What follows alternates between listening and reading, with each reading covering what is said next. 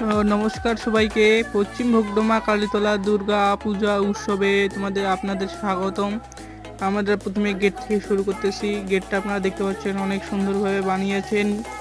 আর তারপরে আমরা একটু ভিতরে যাব, চলেন ভিতরে যাই।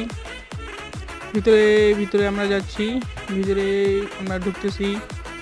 অনেকটা পুরো এরিয়া তারা সাজিয়েছেন, সুন্দরভাবে সাজিয়েছেন, আপনারা দেখতে পাচ্ছেন। এরিয়াটা অনেক সুন্দর করে সাজিয়েছেন, অনেক উঁচা প্যান্ডেলটা।